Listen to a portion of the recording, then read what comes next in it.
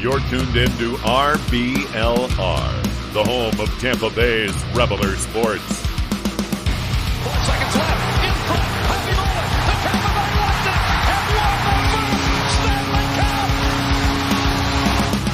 And the Tampa Bay Lightning have won the Stanley Cup. Lightning strikes twice. The Tampa Bay Lightning win their second straight Stanley Cup.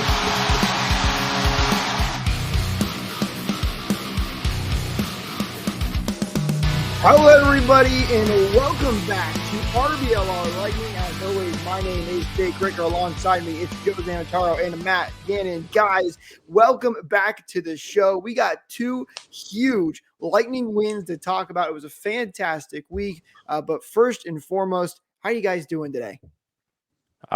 It's 2 games in the course of a week. Seems like, those gaps of 4 days not having the Lightning. We had to endure that 2 weeks in a row. I mean, we got our money's worth out of it, at least at the end of the week, and got some good stuff to talk about. Don't you worry, Joe. We've got 3 10 o'clock games that we can look forward to this coming week. I think we're all doing pretty good after the week that we did just have, though. I stocked up on Red Bull. Not enough in the world for me. Right? I know. I mean, so much of that for those late games. It's going to be an action-packed episode for you guys today, so make sure you like and subscribe right here on YouTube so you don't miss out on future episodes, and be sure to follow us on social media at RBLR Sports or at RBLR Lightning. We'll be talking about the 3 stars, the game recaps, and the games to come, and so much more. But I say let's jump right into – first let's go with a quick injury update because – the Lightning have not been at full health for a little while, although a lot of players have been at practice, like Tanner Jeannot, who feels like he's been at practice for the past 2 weeks and has been close, but he has not been in a lineup yet. And John Cooper's latest update on him was he's saying that he expects him to play on this upcoming road trip for the Lightning, but he's still not sure when exactly that will be. And then Mikhail Sergachev, who has been posting updates on his Instagram page, seems to be doing very well, quickly moving along. He's been out skating now. I should say skating almost with air quotes there. He's very gingerly when he's out there skating, but seems to be doing well. So some interesting news when it comes to things on the injury front from both Sergachev and Jeannot. Joe, I want to start with you because you talked about this, some of your friends who have had that injury with Sergachev. How are you feeling about Sergachev's pace so far from back? Yeah, he's sorry to cut you off there. I know how annoying that can be and unprofessional. I apologize. I'm sorry, Jake. I had to rag on him. We'll come back to that a little bit later. Trust me, it's worth it. Took me a sec. So, I've had a few people, including my wife. I'm sorry. Let's go ahead. Go ahead and tell them. So for those that don't know, the Bolt Report actually did an interview today with Paul Kennedy, which will be coming out hopefully tomorrow or today as of this recording. Actually, I'm not sure. But Paul Kennedy was about to say something. I had just clicked the outro button and I may have looked like I might have cut him off a little bit. So that's where that joke came from. I felt terrible. And that's what that was about. All right, go ahead, Joe. I had to take a chance to throw a jab in there. It was a good one. So yeah, knowing a few people that have broken their leg on the ice, my wife being one person that's included. I think I may have mentioned it at some point. She plays on a hockey team on Saturday nights that just changed the name of the team to the Ankle Breakers because there have been probably about 4 or 5 guys on the team that have actually broken their leg in this manner. And right around the 5-week mark is when they can start putting a little bit of weight on it, putting a little bit of stress on it, and usually get their skates back on. Now, when it comes to getting on the ice, that's one thing. It's like an infant learning how to walk first, becoming a marathon sprinter again. So he's got a long way to go with Sergachev's recovery here. He is making progress, though, and that's obviously huge for the fans just to see that he's able to, get back on the ice, period. And now, I don't think there's any worry about him coming back too soon due to salary cap, with salary cap implications. It's going to be a road ahead that he's going to have to do this conditioning stint. And even the way that he's skating with, healing metal rods in his legs, he could still probably skate circles around me, that gingerly style.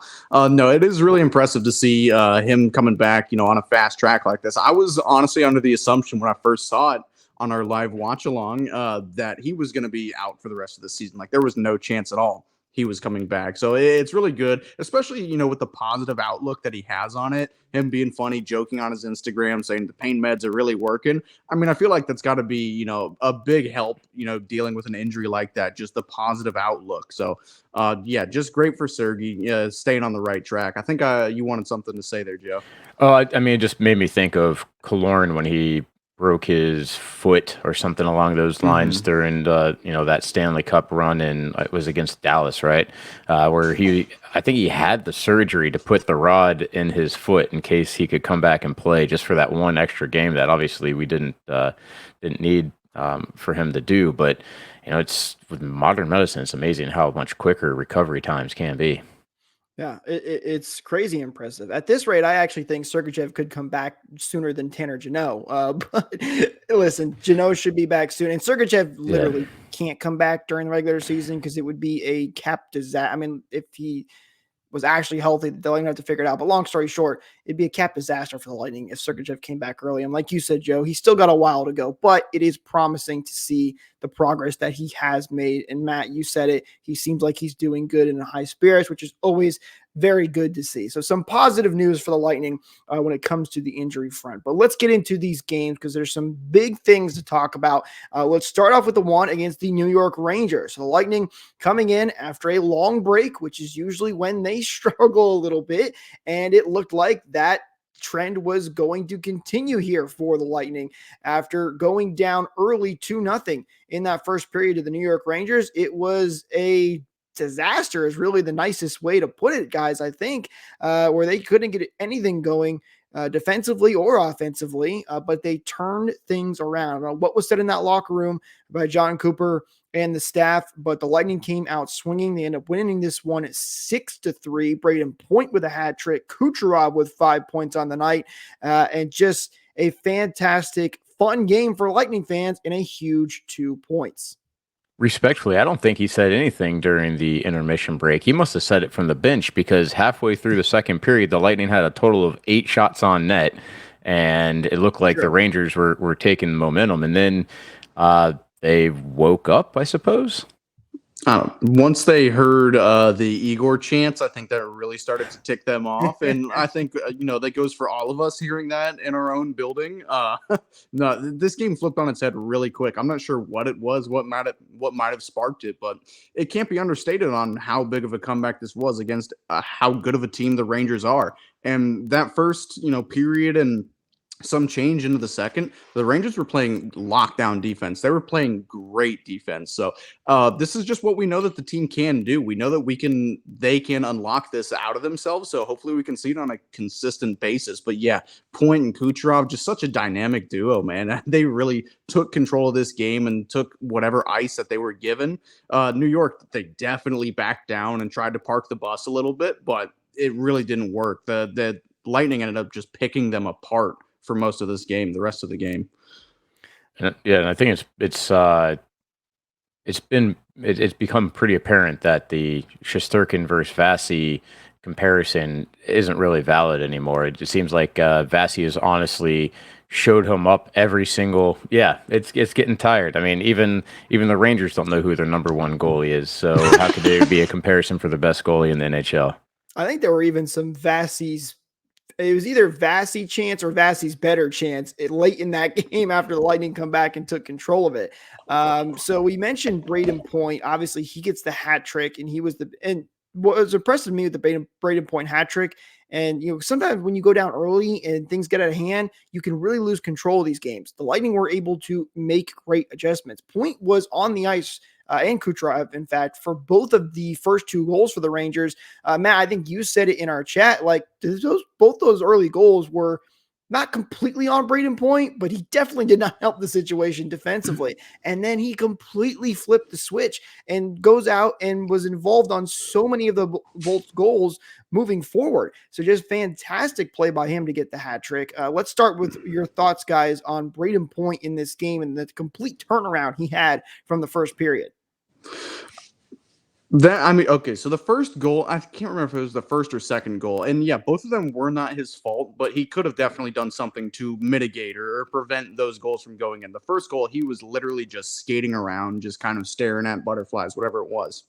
I don't know what the switch was. I don't know if, Kucherov was just being a magician and making great plays, but going back to what I was just saying a minute ago, for whatever reason, and this has been a theme for not only this year, but last year too, when they want to, they can turn it on, especially these two guys in Braden Point and Kucherov. Name a better duo in the league, not named Leon and Connor. And you can make the argument they're better than them this year. So they just have this, ability just kind of, ingrained into them when they need to crunch points and when they need to win games, especially in heated rivalries like the Rangers and Lightning, or Lightning and Panthers. The rivalries, I think, make them a little bit better. It brings a little bit more out of them. So, of course, again, hearing the Igor chants, really wanting to put those to a stop. What better way to do that than to start putting the goals behind Igor? Yeah, it's a fair point in terms of some of those goals. That second one that Point scored may have been his best one of the season, where he kind of turned the defenseman inside out, and driving up the wide side, and then put it short side, just in a where he had no space. It was really impressive, I thought, with him showing off his hands in that manner. The again, turning up the play is important. I do want to see them get a little bit tighter when it comes to some of their defensive play. Like Matt was saying, with guarding the front of the net. Point got lost when it came to certainly, both goals, really. He was actually in a decent spot, but then just wasn't able to do anything defensively with it. But he came back, pushed back, and made up for it later in the game. I also want to talk about, Matt, sounds like the first period kind of lightning going on there for you. I gave my dog a chew toy to shut her up for the episode, and it's literally doing the opposite, so I do apologize. I want to talk about Duclair because I thought he was fantastic in this game. He's got 4 points in 3 games played so far for the Lightning, but just all over the ice, crazy amounts of speed. He looks like the Duclair that was with the Florida Panthers, and we said this in the trade deadline, in the episode after the trade deadline. Like, listen, Duclair is with the Sharks. The Sharks are not a good team. Sometimes even good players struggle on very bad teams, but he has looked fantastic. And yes, it's only been a couple of games here, but just even in this one, playing with those top line guys like Stamkos and Kucherov, he looks like a fantastic top 6 player. I mean, I've been really impressed with Anthony Duclair. He gets a huge goal here. He had made a great pass on that goal just before to Braden Point, and he wasn't able quite to put it in the back of the net. And he still circled right back around and got it in the open when Igor was 15 feet out of his net because he didn't know where it was. But I don't know about you guys, but I've been very impressed with Anthony Duclair so far.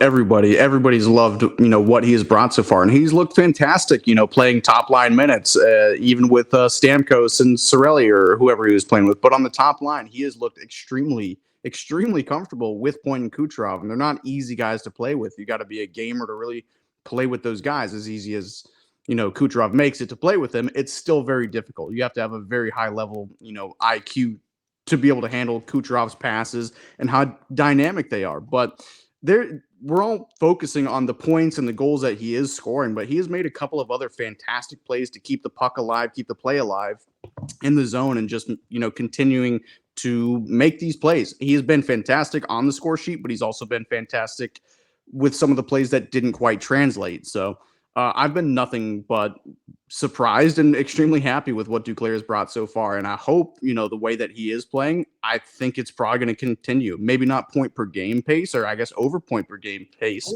But, if he can be similar to what he is right now, we got a really good deal for really cheap. And anytime you bring fresh blood in that's got some energy to their game, you're going to see a little bit more of a turnaround from the team as well. Like when we brought in some of the guys from the AHL, just having those players being young and thirsty really changed the way the Lightning played for a lot of those games. A lot more drive towards the forecheck and even back checking. They back check harder. I think that the fresh blood coming, especially from such a abysmal team with San Jose, it's you almost are like languishing, and coming to the Lightning now you get really excited and get hyped. So he might be indeed playing above his true likely ability over time, but at the same rate, how many times have we praised Hagel for being able to step into a line with Kucherov and Point because of how quick they are, how you always have to be ready, and Duclair's fitting in quite nicely. He's completing he's helping round out the top six, so we almost have two full lines again, where there really has been a problem with some 5-on-5 scoring, especially on the second line. And one more thing I want to mention from this game as well is Steven Stamkos and his power play goal that he had to get the Lightning up in front and eventually come home with the win. Listen, the Lightning power play has been fantastic, as we all know. They've taken a little bit of a dip this week after the Florida game, which we'll get to, but still best in the league. And Stamkos had not scored for 4 games. He had points. He's on a pretty decent point streak right now, but he hadn't been able to hit one in the back of the net recently, and he gets a huge one here on the power play for the Lightning. So good to see Steven Stamkos getting back on the board in this one. I'm about to pull up a stat it's obviously going to be a bit skewed because there's such a small sample size, but let's see. For the Lightning, the best plus-minus player is Victor Hedman with a +12. Tied for third on the team with a +5. Or number 2 is Perbix with +7. Tied with for third on the team with a +5 is Duclair. Interesting. Take it as you will, and obviously it's a very, very small 3-game sample size, but he's a +5 so far this season with the Lightning. I'll take it. Love it. Yeah, I mean, you can't complain about it. And yeah, it's a small sample size. That's all you got right now. And if that can continue anywhere near that level, it's going to be fantastic for the Bolts. So they get a big win here against the New York Rangers. They've been having a lot of help too from other teams losing. So the Lightning's starting to get in a little bit of a better spot when it comes to the standings. But they had another big game against the Florida Panthers, a team that the Lightning just got absolutely demolished by not too long ago in a 9-2 beatdown. This time, things were different, though. The Lightning were able to get revenge, and they win this one 5-3. But boy, oh boy, does the final score not tell you what happened in this game, guys. I can't even give you a general recap like I try to do for some of these games because it was just all over the place. There were power plays, there were penalties, there was Andrei Vasilevsky being the Andrei Vasilevsky that we all know and love, and the Lightning end up with that 5-3 win, as I mentioned, the big 2 points, but a very back and forth game and lots of different emotions. So, Joe, I'll start with you on this one. How did you feel throughout this game against the Panthers? You said that the team got the revenge. I would requalify that to say Vasy got his revenge because he is the only reason why that they survived this encounter with the Panthers. He played by far his best game of the season, and it wasn't even close. There were goals that should have gone in that he did Vasy stuff and made sure they didn't go in the net. He was in great positions for tips, reading a shot that's tipped a couple of feet in front of the crease. That's incredible. And he made multiple saves like that. Looking at the stats just a little bit, the Lightning only had a total of 5 shots in the second and third periods combined. And it's embarrassing to say the least, but it also was a game where the Panthers had more or less 7 power plays in order to eat up a lot of time, which is one of the reasons why the Lightning were having trouble with some momentum, some personnel, because when you kill that many penalties, it's going to screw everything up. It shows on the books that the Lightning had 7 power plays, but 2 of those came with, let's see, it's 19:36 on the clock, like 20 seconds left in the game, and there was 2 penalties called from that point forward, so that doesn't really count towards their total. Just helped, kind of seal it out. But Man, what a tough game, and to know that the Lightning really had to fight to stay in it. Good job on Vasy. Yeah, I was told Panthers versus refs, but you can't say that when you have 7 power plays. You really can't.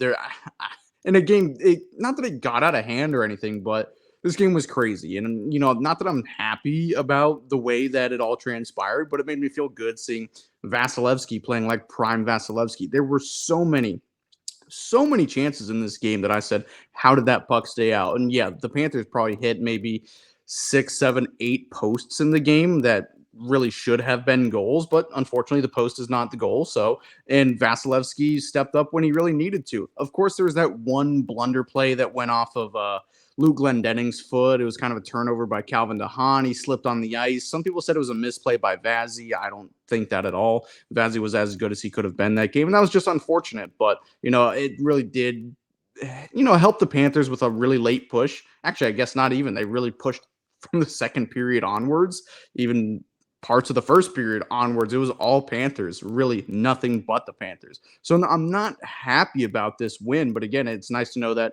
Vasilevsky, he still has this in him, and good job on the forwards and getting on the board early, but I wanted to see a little bit of a fight back. This Panthers team is a very good team. I would hate to match up with them in the first round because playoffs are always different. At least we know that we still might be their kryptonite. I think it's very well proven at this point. But again, 50 to 16 shots, is that what the final shot total was?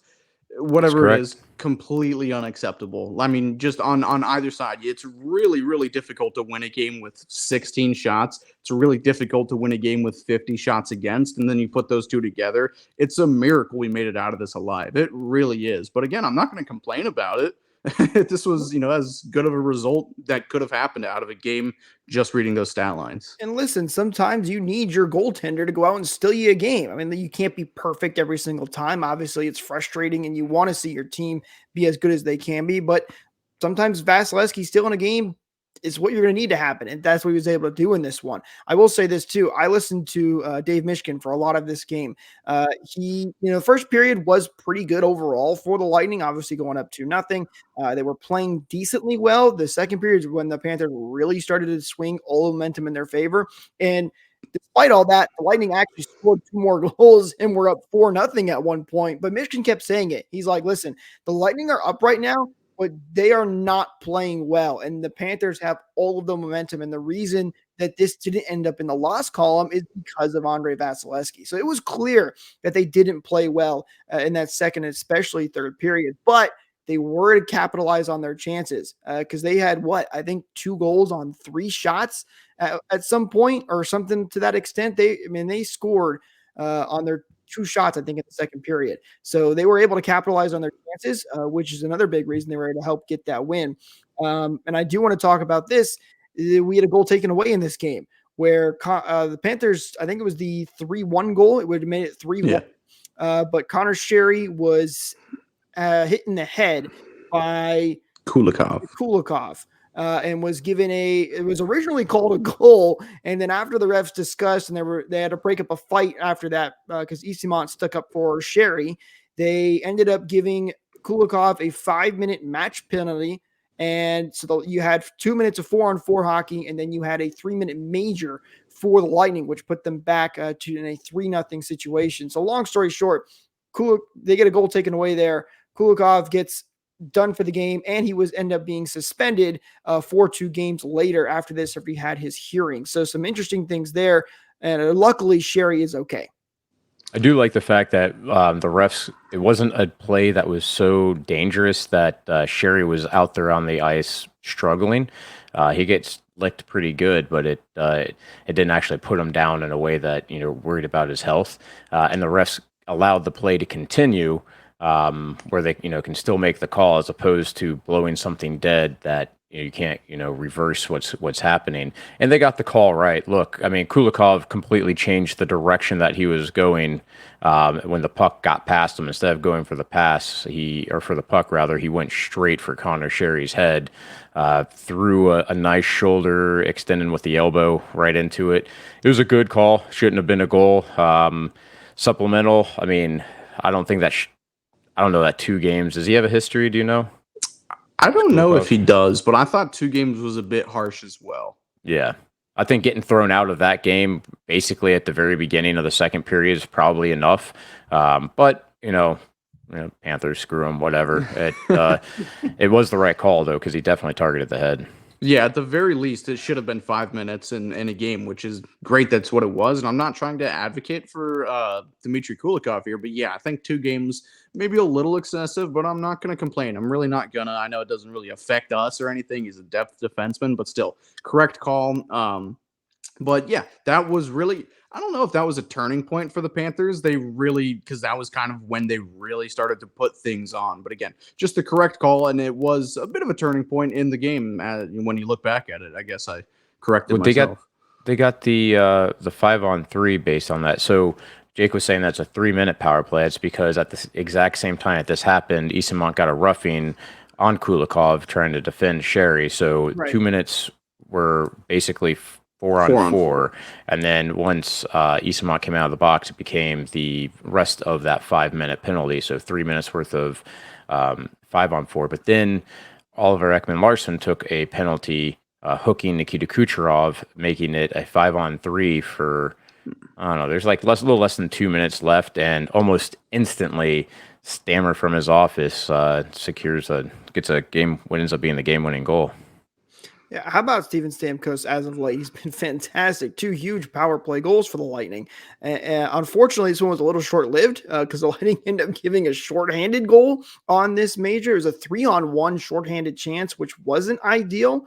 So kind of a very good and then very bad power play opportunity there, right back and forth for the Lightning in the span of a couple of minutes. Yeah, that one I don't hate so much. And you remember me last year, the shorthanded goals were making me pull my hair out, but it was a great move. There were so many. It was so bad. Yeah, it's a different year. But Nick Paul, he made a great move out in front. I think it was Tony Cirelli. No, it wasn't Cirelli. I think it was maybe Hagel. Just wasn't really ready for the pass that he was receiving, and it just got turned over to the wrong guys. Like, I don't know. It was such a really neat, cool play that Paul did that if it went in, great. It sucks that it did turn into a shorthanded goal, but there wasn't really a whole lot you could do about it. I don't know. I don't hate it so much, especially with the outcome of the game being a win. Hindsight's 2020. I really don't hate it, but I don't know. It really didn't sting to me all that much, especially when, no, I guess we didn't have any more power play time after that. There was like 17 seconds worth or something. Short at the end of the game. Yeah, rewatching it, it was a 2-on-none almost in front of the net. And it was just, like you said, a nifty pass that just didn't quite connect and gave all the momentum going the other way. It's going to happen sometimes with ones like that, and it didn't end up burning the Lightning, so where they lose the game. So shrug it off, like you said. At the end of the day, for me, guys, and I don't know if you share the same sentiment, but are these pretty wins? Absolutely not. But they are 2 key wins for the Lightning, not only huge in points, but shows that they can absolutely still compete with these top teams. And like I said, with the Rangers one, or with the Florida one, sometimes you need Vasy to steal a game. Sometimes you need to have these gritty games that you can show that you can win, because not everything is going to go according to plan throughout the entirety of the postseason. So I love these wins for the Bolts. Obviously, for the points, it's worth emphasizing. Yeah, it's worth emphasizing these were teams that were 1 and 2 in the league. Right. I mean, these are teams that the Lightning could end up playing in the postseason as well. So, and to see that they had that compete throughout the whole game, even when it did get ugly, it was really great to see. Kucherov had also tied McKinnon again for that lead in points. McKinnon has retaken that lead because I believe they have an extra game played at this point now again, because the Lightning have finally been caught up by all the other teams. But so many impressive things from this week in just 2 games. Yeah, on Cooch, McKinnon's actually got 2 games in Cooch has 2 games in hand on McKinnon and is 2 points down. Games. But Cooch also missed a game earlier this year, so is it 1 game in hand or? Oh, you know what? That's fair. That's let me see, because I can just pull up the standings to see how many games are played rather than. So the Avs have played 68 games to the Lightning's. Do I have the right day on here? 1. 60. Okay, so it is 1. Okay, good call. Good call. But still, that's completely doable. I mean, unfortunately, I do think McKinnon has all but locked up the Hart for a couple of different factors. But again, the race is still very wide open in my eyes. The NHL might have their mind made up again for a couple of different factors, but still, 2 points is not insurmountable in one game for Kucherov. As we can see, he did a 5 rather easily. Well, I don't know about you guys, but I had a hard time picking stars this week because there were so many players that were impressive. But I think we should get to Nikita Kucherov's 3 stars of the week and take a look at some of the players that were very, very impressive for these 2 games. It's crazy. 2 games this week. It's just so weird, the NHL schedule. But starting off with our number 3 star, we've got the captain, Steven Stamkos. We mentioned him a couple of times, 2 huge power play goals in both of these games. But he ends the week with a nice stat line of 3 goals and 2 assists for 5 points and was a +2, something that he hasn't been great on when it comes to the plus minus stats, but a great week for the captain and showing that he still got it. He was hustling this week, and I'm even going to go back to the Philly game last week. The goal he set up Duclair for, which was a 5-on-5 assist. Let's not understate that. He was hustling. I know all he had to do was beat Mark Stahl, who's still a very good defenseman in this league, a very good shutdown defenseman, but he saw the puck and he hounded on it. I know I'm cheating taken from last week's game, but he carried that same level of hustle into this week. And not even just hustle, but just positioning and playing right. He wasn't perfect. There were a couple of horrendous backhand passes that really didn't go his way, but he didn't get stung by any of it. He was fine while he was out there. And again, just, timely, just timely goals, being in good position and just helping his team out. The one power play goal he had from Braden Point, was that the 5-on-3 goal where Braden Point passed it out from it in the front? I mean, he was all alone. I think that was the one against the Rangers, right? I guess you're right, because he didn't score in the Panthers game, or Braden Point didn't get any points in the Panthers game. But just again, perfect positioning by the captain. He's really starting to pick it up heading into the playoffs. So good for him. I think this is 2 weeks in a row he's been on the list, or at least 2 weeks in a row he's on the list. Good for him. He's really starting to pick it up. Yeah, and they were clutch goals. Both games, he gets the game-winning goal, and the second goal that he had in that Florida Panthers game. I love it, especially because it was a nationally broadcast game that was on ESPN and on Hulu. So ESPN Plus. Sure. Yeah. ESPN Plus. I watched it on Hulu personally. And a lot of people that have Hulu seeing something pop up, maybe it's getting more attention, and the show Stamkos doing his one-timer that we've seen him do 1,000 times, rocketing it far side. It was a cool thing to see on a national game like that, and hopefully get some more 91 jerseys sold for him as well. He's had a fantastic week. Well, that should bring us to our number 2 star. I mentioned it was the Nikita Kucherov stars of the week, but he's actually on his own list this week because he was that darn impressive. Nikita Kucherov gets the 2nd star of the week. We joke because Kucherov is on here all the time. And, even in a week where Braden Point has a hat trick, Kucherov, 2 goals, 5 assists for 7 points and was a +4. I mean, this guy is just on an unbelievable pace, and he's so far ahead of everybody else on the Lightning. It's not even close. It's seriously unbelievable what he's able to do out there all the time. And half the time he looks like he's just kind of, walking around and not even playing at full speed sometimes. It's seriously, it is just amazing to watch. He gets the 2nd star of the week, which is even crazy considering he led the team in points this week. I think he led the league in points. I know he was the first star of the week. He had 7 points over 2 games. That's crazy. I know he only had 2 points in the Panthers game, but still 7 points in 2 games is, nothing to laugh at. And 1 empty net goal. He's just, continuing being Cooch. Yeah, he hit a little bit of a lull the last couple of weeks. McKinnon was playing a bunch of more games than Kucherov, and he was white hot in those games. So a lot of people thought McKinnon was starting to run away with it. Not a chance. Not a chance. Going back to what I was saying a couple of minutes ago, the race is still wide open. Nikita Kucherov is doing his best to really chase, and he is going to smash his 128-point record. I didn't realize how close he is. What does he have, 118 points right now? That only puts him 10 points back in 16, 17 games left in the season. So he's just just a look, even on the picture, he looks so exhausted of being on this list. I'm really, really, really running out of things to talk about. But again, just continuing such a good pace. And he's such a cerebral player, too. And going back to some of the points that I didn't mention on why I think he might be, or why, just in general, why fans think McKinnon is so much better than Kuch is because he's not very flashy. He's such a cerebral player, and he's just low key with all the things he does. I don't know if you guys remember. Of course, you do remember the little shovel pass he had to, I think it was Braden Point in the playoffs a couple of years back.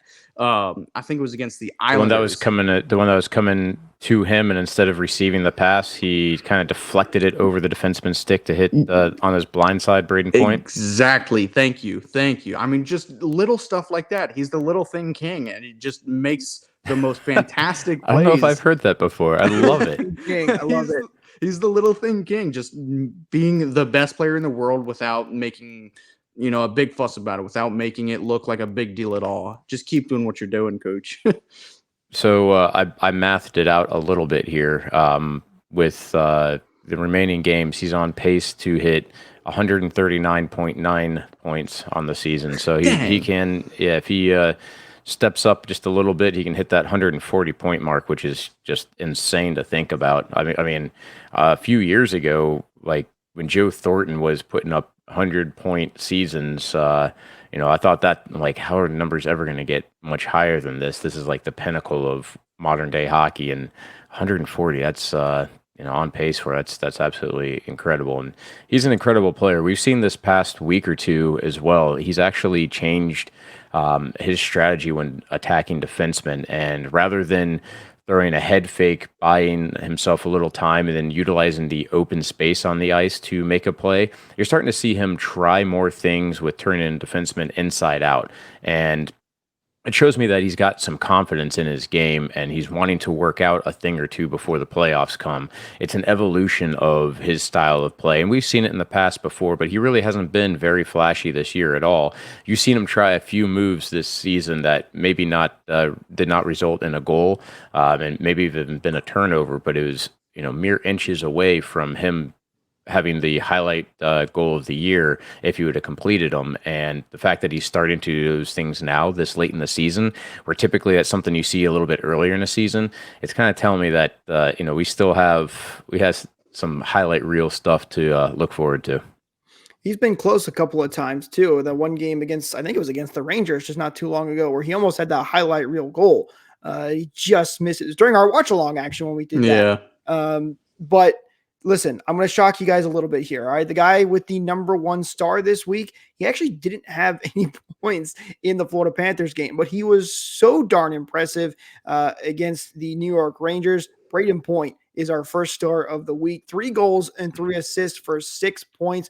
He becomes just the 3rd Lightning player to hit 6 points in a single game. Most recent other player doing that is, of course, Nikita Kucherov. But Braden Point, even though he didn't have a point in that Florida game, he has still been playing so incredibly well. Has a hat trick against the Rangers, and he has been quietly kind of flying under the radar a little bit, but had a great 2 games here and gets the first star of the week. What's new? Braden Point being the most underrated player in the league. I'm sorry, Joe. I had to get that off my chest. He is the most underrated player in the league. And again, he single-handedly in that Rangers game won me my fantasy matchup this week. He put up a solid 10 points in fantasy, but I won't harp on it. I won't go on about it. 6 points in one game is enough to get you on any person's, star, even if it's a different team. 6 points in one game is incredible, especially when it's 3-3. And he was everywhere, and he really cleaned up his act from that first period. He is quietly putting together a very, very solid season. He might even crack for the first time in his career the 100-point mark. Again, that game really did help him, but he's over point per game. It might not happen. He might end up at 99 or 98 or something like he always seems to do. But again, just quietly, like Kucherov, he's loudly coming. He's the one we talk about each and every week, literally. Point is quietly. He's not going to catch anybody, or he's not going to catch Kuch, but quietly putting up another stellar season, just like last year. Maybe not 50 goal stellar, but again, stellar nonetheless. Yeah, he'd almost have to get 50% of his current point total actually more than 50% of his current point total in order to even tie Kucherov. But yeah, and look, in the Panthers game, he was a +1, so he was contributing in certain ways. I know that there's another play in the Panthers game that he didn't get the assist because it touched too many sticks, but he helped drive the play into the offensive zone. And man, that Rangers game, he was just all over the place, and good number one star for the week. And I think we might need an honorable mention too, though. That we do. An honorable mention has to absolutely go to Andrei Vasilevsky, who we talked about in that Florida Panthers game, but he was just so unbelievable with those 48 saves that he had. He was fantastic in the game against the New York Rangers as well. But a guy who, again, I've said it multiple times this year, who's coming off back surgery, and he is making saves like that. It is unbelievably impressive, and it's good to see. If he's getting hot right now, the NHL better look out, because you do not want Andrei Vasilevsky getting hot. He very much is. That was just such an incredible performance with the Panthers. I mean, that's the Vasy that we've been spoiled with for the past few years, especially in the playoffs. You see him go out there and just do amazing, very athletic and acrobatic things, and that's what he had to do to get the Panthers win. He's without him, we would only be having one of the set of points, only one victory this week, and definitely worth mentioning how well he played. And he was good in the Rangers game too. Don't let that be understated. He saved our bacon a couple of times, especially, of course, in the first and second period. He really did bail us out a couple of times. But of course, the spotlight's going to be on the Panthers game. And how ironic is it that the big cat owns the little shopping mall kitty cats we call the Panthers? I think that's it's just perfectly fitting. It really is a tale as old as time. Andrei Vasilevsky keeping them as little brother. Well, it was such a good week for the Lightning. I know how to make it even better week too for Lightning fans by heading over to shop.rblrsports.com and check out the awesome team-inspired merch that we have for the Lightning, the Rays, the Bucks, the Rowdies. You have to go over there and check it out for yourself. It's awesome. I highly, highly, highly recommend it. And you can use code BOLTS to get 10% off your order as well. So be sure to go over there. Links, as always, are in the description, and pick up yourself some new Lightning-inspired merch after the Lightning are getting closer and closer to that playoff push. So I have a hypothetical for you guys. Let's hear it. A little bit of backstory. So the NHL, they're finally agreed with Amazon to do a bit of a mock Netflix quarterback series. They've I don't know if they've picked the players quite yet, but they're going to be following 10 to 12 different players over the course of next season. So I'm not going to ask you guys for 10 or 12 players, but I want to see who are the 3 guys active on the Lightning that you would like to see next year, follow around for the whole year. I think it was a fun little exercise here. I know I put you on the spot. So three active players from the Lightning. Yes. Well, one's got to be Paul, because he's goofy, he's silly, but he also is involved in a lot on the team, right, on the ice. So he's a major factor of the team. I would love to say someone like Kucherov, but I mean, Kuch, if you watch Formula One at all, the name Kimi Räikkönen, who he just hated the press, right? I don't think he'd give you anything, if it was Kuch, but I think Paul would give you a show. I think the easy answer to me is Sergachev. I think it would have been probably pretty interesting this year too, seeing the behind-the-scenes rehab and everything. Of course, the first half of the year, and seeing how he does grow through playoffs. And another guy like Paul, he's goofy, he's eccentric, energetic. I think he loves being in front of the camera. So he was kind of the first one that popped in my mind. Jake? I'd go, one of my guys would be Brandon Hagel, just because he's such a hard worker, such a good hustler out there. He's always involved with something, just like you were saying, Joe, with Paul. And I do believe he's a little bit of a different personality off the ice. I mean, he's got the best celebrations in the entire NHL. So I would think some of that would translate off the ice as well. He'd be a guy, Joe, I'm right there with you with Kucherov. I would love to see Kucherov, but we all know that's just going to be radio silence for the most part. Unless you give him a couple beers, then yes, we can put on there. Well, I think too, with you picking Hagel, you probably would get a bit of Sorelli in there as well, since they seem to hang out quite a bit, and watching them shoot it back and forth would definitely be entertaining. Is it players only that they're going to be doing? I I'm not sure. That's a good question. I assume it is. They might pick a coach or two, maybe a Because GM. I would love to see but John Cooper's behind the scenes and his day to day. I mean, he's built the such coolest an guy on amazing earth. program. I would love to see John Cooper, but if it's a players only thing, that's understandable as well. But I was thinking Braden Point for a sec because he really doesn't have any social media presence or anything. Not that he's mysterious, but I want to know more. I want to know more about everybody, but especially Braden Point. But I'm also thinking it's probably just him going to the Croc store nonstop.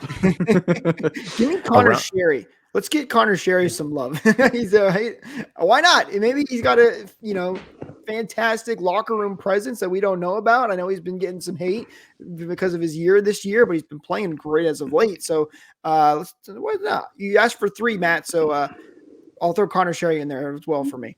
I'd say around the league that there's a few personalities I wouldn't mind either. And since we just played them, I'll bring it up. Panarin, I think, would be great to follow. He's a comical guy. I was thinking Fleury is also known to have a fantastic personality too. So Fleury'd be great. One of the ones on there. And I guess to round it off for a third, David Pastrnak. That guy he's so funny. He's like Sergachev. But then you got to watch the Bruins. Oh, you want to watch the Rangers too? They were traditionally my second team, especially when we had all their damn players. I'm out of here. I mean, the Lightning did have a lot of different Rangers players coming through that system, but a story for another time. Matt, glad you brought that up because it's a fun conversation. Let us know down in the comments below or at RBLR Sports at RBLR Lightning what you guys think, who you would want to see that on this show for the NHL and what specifically Lightning players you would like to see. All right, let's look at the schedule ahead here for the Lightning. We mentioned it at the top of the show, guys. It is going to be a West Coast road trip for the Lightning, starting off against the Vegas Golden Knights on Tuesday at 10 p.m. Eastern, of course, in Vegas. And then it's going to be Duclair's homecoming as he takes on the San Jose Sharks on Thursday. That's at 10:30 Eastern time, so that's a really late one. And then they'll take on the Kings on Saturday at 10:30 p.m. Eastern again in LA. And then they'll round off this West Coast road trip with the game against the Ducks on the second half of a back-to-back on Sunday, the 24th at 8:30 p.m. Eastern. All of these games on Bally Sports this week. So some late ones. Ducks one isn't too bad, and a back-to-back coming up, but the schedule not getting any easier right now for the Lightning. Well, with their first one against the Golden Knights, the Kings are a team that are in a playoff hunt, but you do have the Sharks and Ducks mixed in there as well, who we all know are not having a good season. Yeah, we've got I'm going to regret saying this, but we've got no reason to escape with less than 4 points from this road trip. You're playing two teams that have already been eliminated in early March from the playoffs. You've got no reason not to win these games. Again, it's the Ducks and San Jose Sharks. Is the Ducks game also at 10 o'clock, Jake? It's at 8:30. Okay, that is completely doable. We like that. So, yeah, Vegas, honestly, I'm not going to say it, but a lot of these teams are really struggling, Vegas included. They're sitting in a wild card spot right now, and they're missing some key players. Jack Eichel has come back, but they're still dealing with injuries up and down the lineup. They look worse than the Lightning, actually, but they're going to be fighting for their lives, so they might give us a pretty decent fight. But again, just I don't know. Not that it's going to be an easy road trip. The West Coast trips are never, ever easy, but they should match up pretty well against all these opponents and should come away the victor in most of these games. Yeah, those are two teams, the first two teams being the Kings and Golden Knights, that are definitely still fighting a little bit because they could possibly one of them get bumped out of the wild card. And when you get hungry teams like that, that's obviously ones that you're gonna have to fight hard against. But man, the Lightning have had a time with just kind of like choking with bad teams. So I really hope that they don't do something stupid against the Ducks and the Sharks, who... These are worse than bad teams, Joe. These aren't the Ottawa Senators or the Canadians. These are fair bottom feeders. But again, there's always the possibility. Yeah, I mean, 16 wins on the season for the Sharks and negative 120 goal differential. Wow. So yeah, like you said, 4 points would be a minimum, but then that's things, it starts to get scary if you drop 2 games on this road trip, with how tight the points race is. There, it's still anyone's wild card, even though the Lightning have the advantage. They need to maintain it. And so this is gonna be a big road trip against a couple of really good teams. Well, I was going to say the one good news part for the Lightning is if there is a silver lining, obviously, again, you want to get the most points possible, but they have gotten a lot of help from other teams. They've been, I feel like, almost perfect every time you go to the scoreboard watch. They've gotten a ton of help, and they're sitting in a much better spot than they were a couple of weeks ago. Obviously, that lead can disappear very quickly, and you can get right back in another very tight race, but they are in a much better spot. And it's a big chance for them to capitalize here and put themselves in an even better spot. They're currently ahead of the Philadelphia Flyers in points, and the Flyers are third in the Metropolitan. So even if a team like the Islanders passes them or the Capitals passes them right now, they would jump into third in the Metro division, and the Flyers would fall below the Lightning. So as long as they can keep pace above the Flyers, that's a really good spot for them as well. Yeah, I was going to say just real quick, it is still crazy the way that these teams are shaking out too, because we have no idea who we're going to play. Even if we somehow get enough points to jump the Maple Leafs, that might mean we're playing the Panthers, might be the Bruins. Staying in a wild card might be the Panthers, might be the Bruins, might be the Rangers. It's tight and coming down to the wire here. And the way the Canes are playing, it could be them. Carolina, they're really starting to put some wins together. I think they're still a good bit back from the Rangers, but they're only at this point. They're 4 points. Yeah, they're only 4 points, and they're 8-2. Correct? Nope. They're they've caught up 3 wins in a row for Carolina, and they're 8-2 in the last 10. So they are heating up at the right time of the year, kind of like our boys. All right, last thing I want to do before we end the show, because we joked about this, I think it was last week, but I think we should do it. Guys, who's one player that you want to see step up this week for the Bolts so we can get him on the Stars of the Week next week? You know what? Tanner Jeannot. I want to see, if he does play any of these games, it's still out in the open. But if he does, I'd love to see him, come back with a vengeance and really make his impact on the game, for the week. I would love to put him in, in the Stars category. So that's my answer right off the top. I think that's a great answer. I'm gonna go with Cirelli. Ooh. Cirelli's a great one. I want to see our, more guys in our top 6 start to find their offensive game and while not allowing goals against. I'm going Matt Dumba, even though he has played well. I want to see him on the score sheet. Let's get Dumba on the score sheet so we can get that trade deadline looking even better for the Lightning. But all right, guys, I think that's going to do it for us in this episode. Make sure you like and subscribe so you don't miss out on future episodes. Follow us at RBR Lightning, at RBLR Sports, so you don't miss out on other episodes as well. The Rays are getting ready to start their season very soon, so a lot of exciting content coming your way. We'll talk to you guys in the next one. Go Bolts!